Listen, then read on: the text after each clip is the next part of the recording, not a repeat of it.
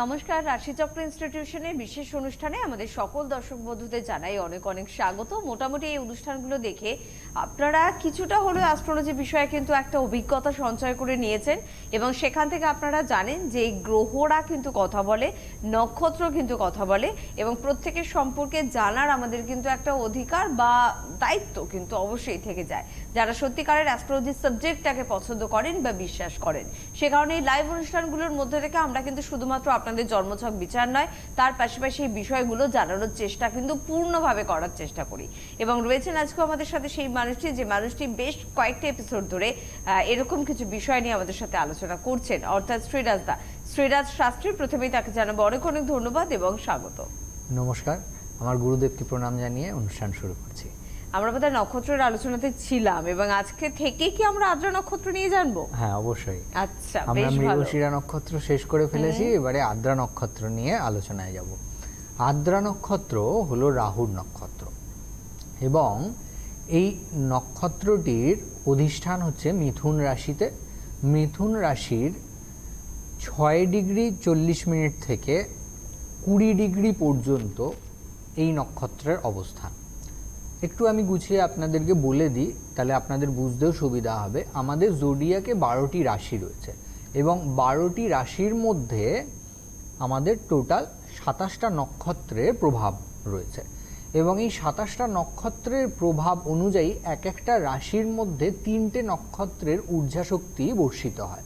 তো সেই একটি রাশির জাতক বা জাতিকা যে ভিন্ন রাশির সাথে যে পার্থক্য হয়ে থাকে বা একই রাশির জাতক জাতিকা হয়েও মেন্টালিটির যে পরিবর্তন ঘটে, সেটা আমাদের নক্ষত্রের জন্যই ঘটে থাকে এবং সেই ব্যাপারগুলোই আমরা আরও বিস্তারিতভাবে জানার চেষ্টা করছি এবং সেই নিয়েই আমি আলোচনাও আপনাদের সামনে এগিয়ে চলেছি। আমি আলোচনা করেছিলাম আপনাদেরকে অশ্বিনী নক্ষত্র নিয়ে, ভরণী নক্ষত্র নিয়ে, কৃত্তিকা নক্ষত্র নিয়ে, রোহিণী নক্ষত্র নিয়ে, মৃগশিরা নক্ষত্র নিয়ে এবং আজকে আলোচনা করব আদ্রা নক্ষত্র। অবশ্যই আমরা আলোচনাতে যাব, আলোচনা পুরো শুনে নেওয়ার চেষ্টা করব। তবে শুনবো আপনার কথাও, যিনি আমাদের সাথে ফোনে রয়েছেন। কে আছেন? নমস্কার। হ্যাঁ, আমি মালদা থেকে বলছি। আমার মেয়ের সম্বন্ধে একটু জানবো। নমস্কার আপনাদের দুজনকে। আচ্ছা, অনুষ্ঠান দেখেন তো? হ্যাঁ, আমি অনুষ্ঠান দেখি। হ্যাঁ, নিয়মিত দেখি। ভীষণ ভালো লাগে ওনার অনুষ্ঠান। খুব ভালো। মেয়ের নামটা বলবেন আর আগে শুধুমাত্র বয়সটা বলবেন। হ্যাঁ, প্রিয়াঙ্কা ওর নাম, আর 25+। প্রিয়াঙ্কা 25+। আপনি আমায় ওনার কথা ভাবতে ভাবতে 1 থেকে 108-এর মধ্যে যে কোনো একটি নম্বর বলুন। 1। উচ্চাকাঙ্ক্ষা রয়েছে ভালো এবং জীবনে এগোবার মানসিকতাও রয়েছে, সৎভাবে চলার পক্ষপাতী, কিন্তু এই সময়টায় ওনাকে অহেতুক কিছু বাধা বিপত্তির সম্মুখীন হওয়া বা বেশ কিছু সময় মন মানসিকতা ঠিক না থাকার সংযোগ এক্ষেত্রে লক্ষ্য করা যাচ্ছে। মূলত আমি যেটা আপনাকে উল্লেখ করব, কেতুর একটা নেগেটিভ প্রভাব রয়েছে যেটার কারণে অশুভত্ব লক্ষ্য করা যাচ্ছে। কেতু যদি কারোর পীড়িত ফল প্রদান করে, দেখা যায় যে এদের নজর লাগা বা কোনোভাবে তুকতাকের কবলিত হওয়া বা শত্রুতার সৃষ্টি হওয়ার কারণে বিঘ্নতা বা নিজেদের লোকেদের দিক থেকে মানসিক কষ্ট, এগুলো পেয়ে থাকে। এই কুণ্ডলী অনুযায়ী কেতুর যে নেগেটিভ প্রভাবটা রয়েছে, এটাকে কাটিয়ে ওঠাটা বিশেষ দরকার। ওনার ছক অনুযায়ী ওনার ক্ষেত্রে সিদ্ধান্ত নিতেও অনেক সময় অসুবিধার সৃষ্টি হবে। দেখবেন যে চট করে সিদ্ধান্ত নিতে যাওয়ার ক্ষেত্রে উনি বেশ দোনামোনায় ভুগবেন। এই ছক অনুযায়ী কেতুর যে নেগেটিভ প্রভাবটা রয়েছে, এটাকে কাটিয়ে ওঠা উচিত। এবং আমি আপনাকে উল্লেখ করে দিতে পারি যে কুণ্ডলীর মধ্যে কিভাবে কেতু পীড়িত হয়েছে, আপনি যদি ডেট অফ বার্থটা সঠিকভাবে আমাকে বলেন। হ্যাঁ, 28/8/1993। আচ্ছা, সময়টাও বলবেন। হ্যাঁ, সন্ধ্যে 7টা 19, মেদিনীপুর, কোলাঘাট। আচ্ছা,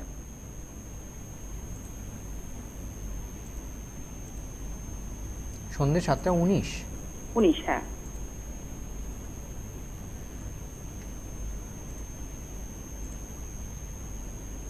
আচ্ছা, জন্মবার ছিল হচ্ছে শনিবার, তাই তো? শনিবার, হ্যাঁ। শনিবার লগ্ন সন্ধ্যেবেলা, হলো হ্যাঁ। মীন এবং রাশি হলো মকর।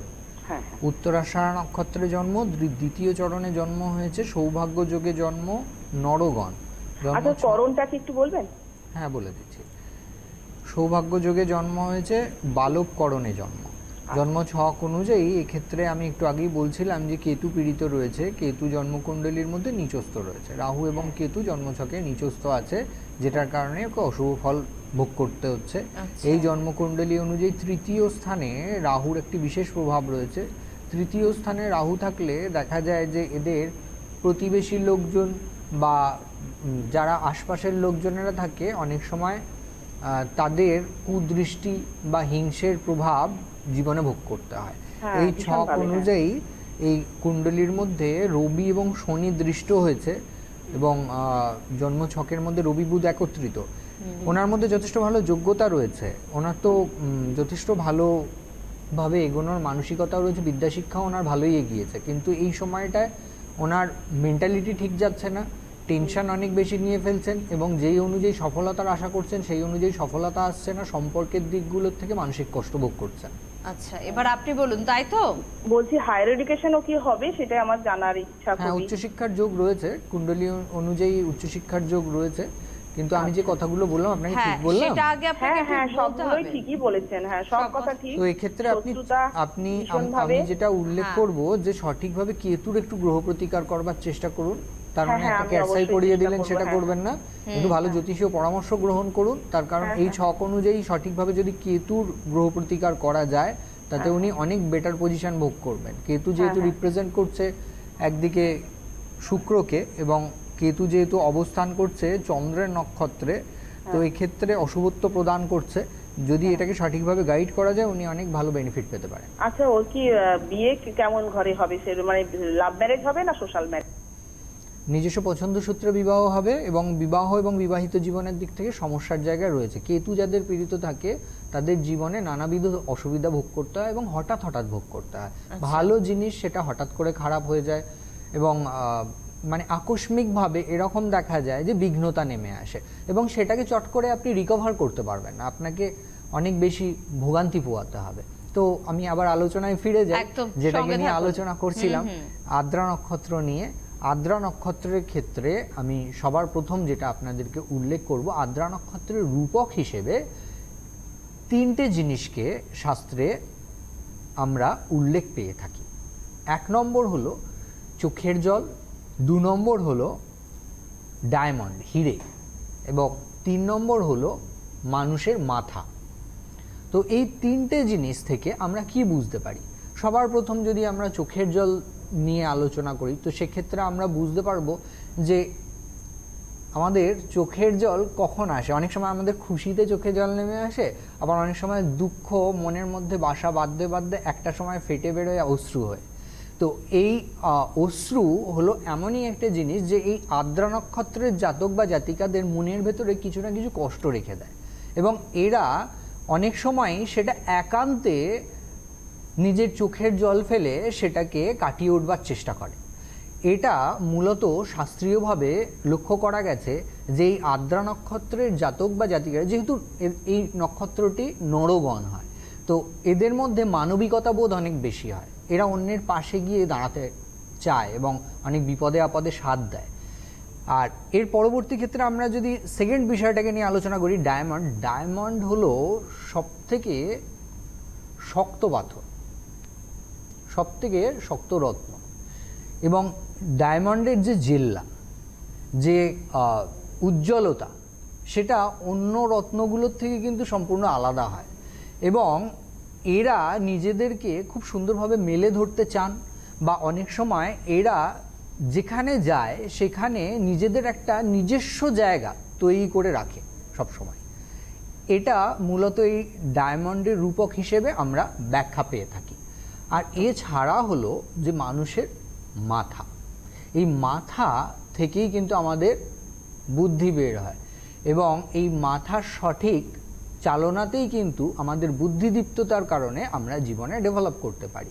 তো এই নক্ষত্রের মধ্যে এই ঊর্জা শক্তিটা খুব ভালো রয়েছে যে এরা ব্রেন খাটিয়ে যে কোনো ভালো অ্যাডভাইস দিতে পারা অন্যকে, বা নিজেদের ক্ষেত্রেও খুব বুঝে চলার মানসিকতা থাকে।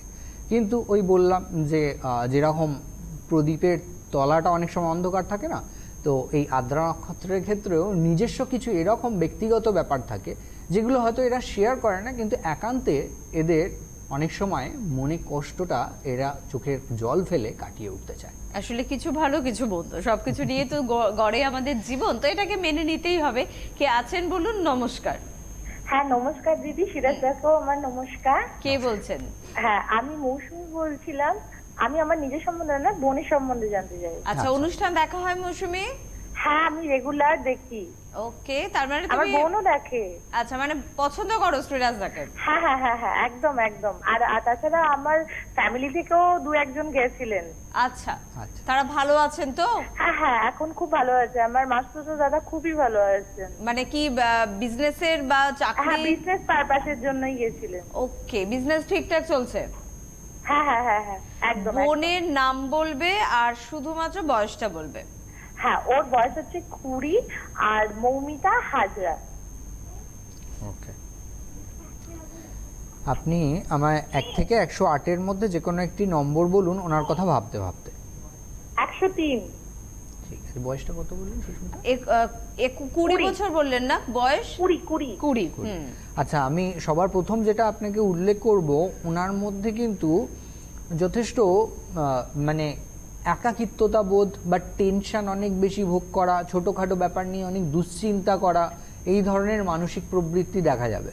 এবং যেটার কারণে উনি দেখবেন যে চট করে যে কোনো বিষয়ে যে উদ্যোগ নিয়ে সেই ব্যাপারটার প্রতি এগিয়ে যাওয়া, সেটার থেকে উনি একটু পেশেন্স রেখে কাজকর্ম করতে বেশি পছন্দ করবেন। এটা আপনি ফলো করেছেন? হ্যাঁ হ্যাঁ হ্যাঁ একদম একদম একদম। আচ্ছা, আরেকটা বিষয় বলি, শরীর স্বাস্থ্যের দিক কিন্তু বিশেষ শুভ পাচ্ছি না, শরীর স্বাস্থ্য বিশেষ ভালো যাবে না এই সময়। বিশেষত এই 2019 সালের অক্টোবর পর্যন্ত কিন্তু বিশেষ শারীরিক দিক থেকে সুবিধা লক্ষ্য করা যাচ্ছে না। এই কুণ্ডলী অনুযায়ী আমি যেটা আপনাকে উল্লেখ করব, নিজস্ব উন্নতির জায়গা এই কুণ্ডলীর মধ্যে রয়েছে, কর্মগত দিক থেকে সুবিধা পাওয়ার সংযোগ রয়েছে। যদি সঠিকভাবে উনি এগিয়ে যেতে পারেন তাতে অনেক বেশি সুবিধা উনি লাভ করবেন, কর্মগত দিক থেকে সুপ্রতিষ্ঠিত হওয়ার প্রবল সংযোগ রয়েছে। কিন্তু এক্ষেত্রে ওনার বিবাহিত জীবন এবং নিজস্ব কিছু পছন্দের জায়গার থেকে মানসিক কষ্ট, সেটার ইন্ডিকেশন রয়েছে।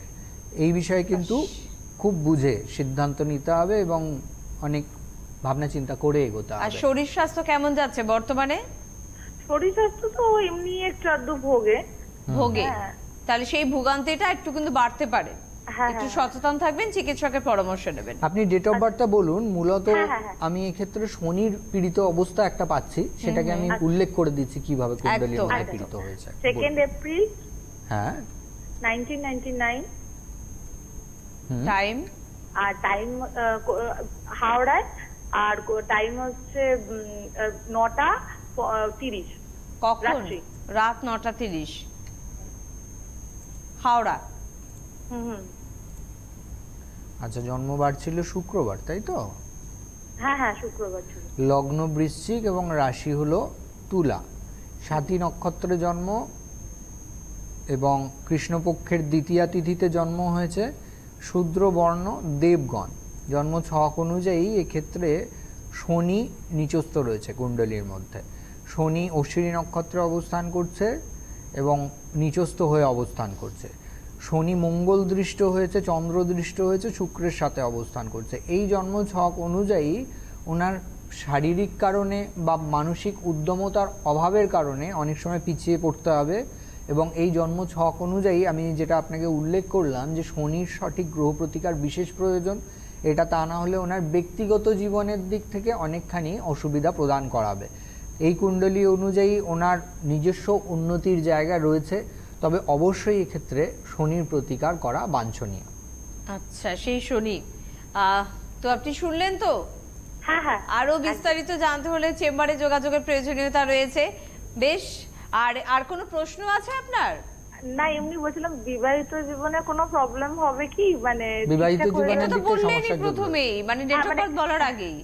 হ্যাঁ তবু মানে কোনো ভালো টাইম আসবে তো? দেখুন, বিবাহিত জীবনের দিক থেকে তো সমস্যা রয়েছে। আপনি যদি সঠিকভাবে শনির গ্রহ প্রতিকার করেন তাতে অনেকখানি সুবিধা প্রাপ্ত হবে। আর যে কোনো ভালো জ্যোতিষীর সাথে গিয়ে পরামর্শ করুন, অনেক সময় আমাদের কাউন্সিলিং দরকার পড়ে, কিছু অ্যাডভাইস দেওয়ার দরকার পড়ে, সেগুলো অবশ্যই আপনাকে অ্যাস্ট্রোলজার গাইড করে দেবে। ওকে, থ্যাংক ইউ ভেরি মাচ। মানে তুমি চিকিৎসকের কাছে গেলে চিকিৎসক তোমাকে বলে দিল যে হার্টের প্রবলেম আছে, তুমি ট্রিটমেন্টের কথা ভাবলে না, সুস্থ হব তো? এই প্রশ্নটা করার আগে ট্রিটমেন্টটা শুরু করো, তাহলে কিন্তু অবশ্যই সুস্থতা পাবে। আর আমরা আলোচনা করছিলাম আদ্রা নক্ষত্র নিয়ে, ভীষণ ভালো 3টে বিষয় আমরা জানলাম। আর কি জানছি নক্ষত্র নিয়ে?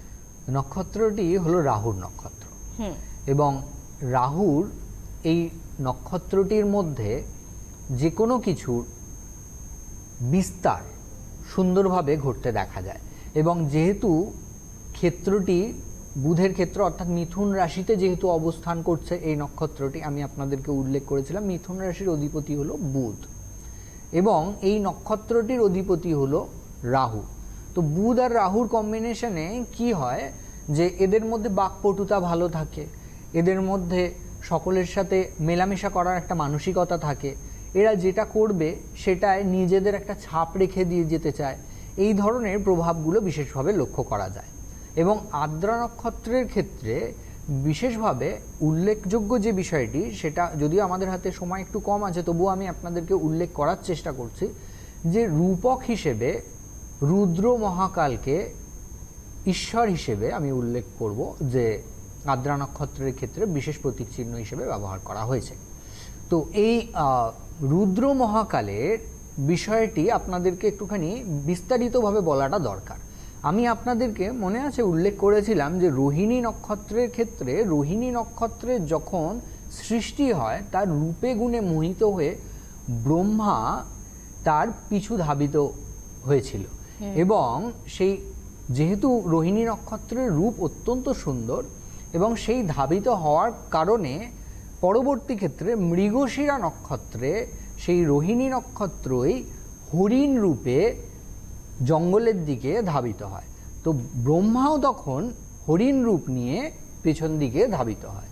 তো এই নক্ষত্রে, এই আদ্রা নক্ষত্রে গিয়ে তখন রুদ্র মহাকাল নিজের বাণ দ্বারা ব্রহ্মার একটি মস্তক খণ্ডিত করেন। এবং এই খণ্ডিত করার পরবর্তী ক্ষেত্রতে আপনারা জানেন যে কত বড় পাপ থেকে বিরত হতে হয়েছিল বা কত বড় অন্যায় থেকে জগৎকে রক্ষা করা হয়েছিল। তো সেক্ষেত্রে যেহেতু এই রূপকটি হলো গিয়ে অন্যায়ের দমনকারী, তাই এই নক্ষত্রের মধ্যেও বিশেষ প্রভাব দেখা যায় যে এরা অন্যায়কে একদম প্রশ্রয় দিতে পারে না, এরা প্রোটেস্ট করে ফেলে এবং অনেক সময় মুখের ওপরেই এরা এমন কিছু কথা বলে দেয় যে যেটার কারণে অনেক সময় শত্রুতারও সৃষ্টি হয়। এই ধরনের প্রবৃত্তি লক্ষ্য করা যায় যে মিথুন রাশি এবং আদ্রা নক্ষত্র হলে।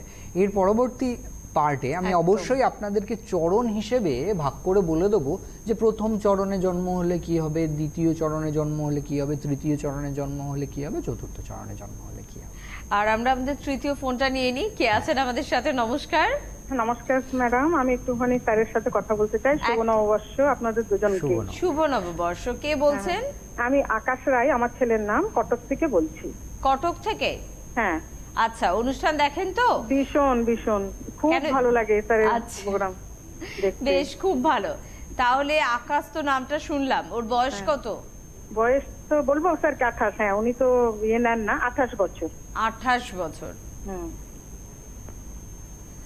আপনি আমায় ওনার কথা ভাবতে ভাবতে 1 থেকে 108-এর মধ্যে যে কোনো একটি নম্বর বলুন। 25। বুদ্ধিমত্তা রয়েছে ভালো এবং যথেষ্ট চিন্তা করে কাজ করার পক্ষপাতী, কিন্তু ওনার ক্ষেত্রে সবথেকে বড় নেগেটিভ জায়গা যেটা, সেটা হচ্ছে যে মঙ্গলের একটা নেগেটিভ প্রভাব ওনার মধ্যে রয়েছে, যেটার কারণে না উনি হট করে মাথা গরম করে ফেলবেন বা অনেক সময় মানে ওনার যে চিন্তা ভাবনা সেটাকে উনি মানে অ্যাগ্রেসিভ হয়ে প্রকাশ করবেন। তো সেটার কারণে অনেক সময় না ওনাকে অনেকের কাছে খারাপ হয়ে যেতে হবে। তো এই ব্যাপারটা ওনার কুণ্ডলীর মধ্যে রয়েছে এবং মঙ্গলের নেগেটিভ প্রভাব মানেই বুঝতে পারছেন যে এটা সাংসারিক দিক থেকে প্রবল অশুভ প্রভাব দিয়ে থাকে। এটা বিবাহ এবং বিবাহ সংক্রান্ত বিষয়ে ওনাকে বেশ কিছু অসুবিধা প্রদান করাবে। এই ছক অনুযায়ী এক্ষেত্রে ওনার কেরিয়ার ভালো হবে এবং জন্মস্থান থেকে দূরবর্তী স্থানে নিজের কেরিয়ারকে ভালোভাবে এগিয়ে নিয়ে যাওয়ার ক্ষেত্রেও উনি সুবিধা ভোগ করবেন। এই ছক অনুযায়ী আমি যেটা আপনাকে উল্লেখ করলাম মঙ্গলের পীড়িত অবস্থা, সেটা আমি কুণ্ডলীর মধ্যেও আপনাকে উল্লেখ করে দিতে পারি, আপনি যদি ডেট অফ বার্থটা বলেন। আপনি একটুখানি আগে বলুন যে যেটা বললেন শ্রীরাজদা সেটা একেবারে মিললো তো? একদম ভীষণ রাগী। আচ্ছা, বেশ মিলেছে। এবার ডেট অফ বার্থ প্রেডিকশন খুব ভালো। একদম 6th নভেম্বর 1990। 6th নভেম্বর, হ্যাঁ 1990, আচ্ছা 12:45 AM, Tuesday, Krishnanagar. 12:45 PM AM মানে 5 আর 6 রাত্রির বেলা জন্ম হয়েছে। হ্যাঁ হ্যাঁ আচ্ছা, রাত 12টা পেরিয়ে গেছে বলেই আপনি 6 তারিখ বললেন তো? হ্যাঁ হ্যাঁ হ্যাঁ। কোথায় জন্ম? কৃষ্ণনগর। কৃষ্ণনগর, আচ্ছা। জন্ম বার ছিল হচ্ছে ওনার মঙ্গলবার। হ্যাঁ। লগ্ন হলো সিংহ, রাশি হলো মিথুন, হুম। মৃগশিরা নক্ষত্রে জন্ম। হ্যাঁ স্যার, আমি শিব কালকে যোগে আপনার জন্ম শুনছিলাম। হয়েছে দেবগণ। মৃগশিরা নক্ষত্র নিয়ে আমি অনুষ্ঠান করেছিলাম, আপনি হ্যাঁ, আমি শুনেছেন? সেদিন চেষ্টা করেছিলাম, পেলাম না, এইজন্য আজকে যা হোক পেলাম। আপনি একটু শুনেছেন? বিয়ে সংক্রান্ত বলবেন স্যার। হ্যাঁ, আমি তো উল্লেখ করেই দিলাম কিছুটা, তারপরে আমি আরো ডিটেলসে আপনাকে উল্লেখ করে দিচ্ছি। দেখুন, এই ছকের মধ্যে, এই জন্মকুণ্ডলীর মধ্যে মঙ্গলের অবস্থান হচ্ছে কুণ্ডলীর মধ্যে দশম ভাবে, শুক্রের ঘরে, এবং মঙ্গলের পূর্ণ দৃষ্টি গিয়ে শনির ওপরে পড়ছে, যেটা ওনার পঞ্চম ভাবে দৃষ্টিটা গিয়ে পড়ছে। মঙ্গল অবস্থান করছে চন্দ্রের নক্ষত্রে, চন্দ্র ওনার একাদশে রয়েছে। তো এই জন্ম ছক অনুযায়ী ওনার ক্ষেত্রে চতুর্থ ভাবের অধিপতি এবং ভাগ্যস্থানের অধিপতিও হলো মঙ্গল, যে ওনাকে উন্নতি করতে সাহায্য করবে। এই মঙ্গল যেহেতু অষ্টম দৃষ্টি শনির ওপর দিয়েছে, সেটার কারণ হেতু ওনার ক্ষেত্রে অসুবিধা ভোগ করতে হবে। অনেক সময় গুরুজন স্থানীয় ব্যক্তিদের সাথে মতপার্থক্যের সৃষ্টি হওয়া, বা উনি যেটা ভালো বুঝবেন সেটাকে নিয়ে বেশি আঁকড়ে ধরে এগোনো, এই ধরনের ব্যাপারগুলো ওনার ক্ষেত্রে লক্ষ্য করা যাবে। ওনার কুণ্ডলীর মধ্যে যেহেতু মঙ্গল এক্ষেত্রে শুক্রের ঘরে পড়ে গেছে এবং পূর্ণ দৃষ্টি দিচ্ছে শনির ওপরে, এবং শনি ওনার সপ্তম ভাবের অধিপতি, ষষ্ঠ ভাবের অধিপতি, অর্থাৎ বিবাহের কারক গ্রহ, তাই সাংসারিক জীবনের দিক থেকে ওনার শান্তি মিলবে না। বিবাহ এবং বিবাহ সংক্রান্ত বিষয়ের দিক থেকে অশুভত্বের লক্ষণ দেখা যাচ্ছে, যেটা আমি আপনাকে হোরারি ছক বিচার করতে গিয়েও বলেছিলাম। তো এই ক্ষেত্রে আমি যেটা আপনাকে উল্লেখ করব, সঠিকভাবে মঙ্গলের প্রতিকার করে নিয়ে তারপরে আপনাকে এগোতে হবে, এবং জোটক বিচার করে নিয়ে, অর্থাৎ ম্যাচ মেকিং করে ফাইনাল সিদ্ধান্ত নিতে হবে। তাতে সাংসারিক জীবনের দিক থেকে কিছুটা সুখ স্বাচ্ছন্দ্যতা আপনি অবশ্যই আশা রাখতে স্যার, পারেন। ওর কি যোগাযোগ আছে এর মধ্যে বিয়ের? বিবাহের যেটা শুভ সংযোগ না, সেটা এই বছর অক্টোবরের পর থেকে ভালো আছে। বেশ দিদিভাই, সঙ্গে থাকুন। আরো বিস্তারিত জানতে প্রত্যেকের মতন আপনাকে বলবো যোগাযোগ করতেই হবে আপনার মনের মতো কোনো অ্যাস্ট্রোলজারের সাথে। আর আমরা জানি যে আমাদের এই অনুষ্ঠান যারা মন দিয়ে দেখেন, তারা মনের মতন অ্যাস্ট্রোলজার মানে অবশ্যই শ্রীরাজ শাস্ত্রীকেই কিন্তু মেনে নিয়েছেন। ফোন নাম্বার টিভি স্ক্রিনে যাচ্ছে, বুকিং বলে যে নাম্বার দুটো যাচ্ছে, মোবাইলে সেভ অবশ্যই আপনারা করবেন। তার পাশাপাশি বলবো যে আগামীকাল 23 তারিখে কিন্তু মিদনাপুরের বন্ধুরা কিন্তু পেয়ে যাচ্ছেন অবশ্যই শ্রীরাজদাকে। 24 তারিখ কলকাতার বন্ধুরা গড়িয়াহাটে অবশ্যই যোগাযোগ করতে পারেন, বা যাদের সুবিধা গড়িয়াহাটে তারা চলে আসতেই পারেন। আর আগরতলার কথা বলবো, ত্রিপুরার বন্ধুদের জন্য বলবো যে সামনে 26 তারিখ, এ মাসের 26 তারিখ আপনারা কিন্তু আগরতলাতে পাচ্ছেন, অবশ্যই তার জন্য যোগাযোগ করতে হবে। আর যারা কিন্তু রাশিচক্র ইনস্টিটিউশনে ভর্তি হতে চাইছেন, তাদের জন্য বলবো মে সেশনের জন্য কিন্তু ভর্তি চলছে, এবং আগামী রবিবার কিন্তু শেষ দিন ভর্তির, এবং সে কারণে আপনাদের ফোন করে নিতে হবে 9836114400 নাম্বারটা টিভি স্ক্রিনে কিন্তু রয়েছে, সেই নাম্বারে কিন্তু অবশ্যই একটু ফোন করে বিস্তারিত তারা জানতে রাশিচক্র পারবেন। ইনস্টিটিউশনের বিষয়ে বলে দিই যে এই মে সেশনের পরে আমরা আবার আগস্ট সেশনে ভর্তি নেব, এবং যারা মনে করছেন যে হ্যাঁ শিখতে চান, তারা অবশ্যই আমার বাড়িতেই এখন রাশিচক্র ইনস্টিটিউশনকে আমি শিফট করে দিয়েছি। তো সরাসরি আমার বাড়িতে আসতে হবে, এবং এসে আমার সাথে কথাও আপনারা বলতে পারবেন। সেইভাবে আমরা আলোচনা করে জ্যোতিষ শিক্ষার দিকে এগিয়ে নিয়ে যাব, এবং আপনি যদি সেটা প্রফেশনালি প্র্যাকটিস করতে চান, সেইভাবেও আমি গাইড করে দেবো। আর যদি আপনি শিখে মনে করছেন যে নিজের ভালো করতে চান বা পরিবারকে ভালো রাখতে চান, সেই বিষয়ে আমি গাইড করব। একদম শ্রীরাজদাকে ধন্যবাদ অবশ্যই আপনাদের। ভালো থাকবেন, নমস্কার। জ্যোতিষ, বাস্তু, সংখ্যাতত্ত্ব, হস্তরেখা, ট্যারট কার্ড এবং আধ্যাত্মিকতা অধ্যয়নের একমাত্র প্রতিষ্ঠান রাশিচক্র ইনস্টিটিউশন। প্রতিষ্ঠাতা ও অধ্যক্ষ শ্রীরাজ শাস্ত্রী। ভর্তির জন্য যোগাযোগ 9903085602। সরাসরি সাক্ষাতের জন্য বুকিং নাম্বার 9836114400 অথবা 98747066449।